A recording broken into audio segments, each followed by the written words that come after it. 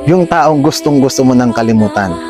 Pero sa tuwing ikaw'y nag-iisa, siya pa rin yung naaalala. Lahat ng paraan ginawa mo na.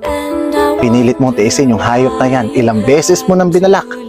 Pero bakit ikaw yung nasasaktan? Ngayon magtataka ka.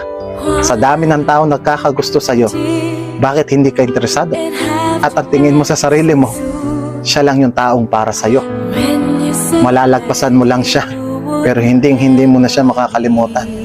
Dahil yung tao na yan, minsan yan naging mabuti sa'yo, at ikaw, minahal mo ng totoo. Kailangan mo lang magpakatotoo. Gawin mo yung paraan na alam mong kaya mo. Kung ipaglalaban mo, o bibitawan mo. Nakakasira ng ulo minsan. Dahil yung taong nagpapaluha sa'yo, ay siya din yung taong nagpapasaya sa'yo.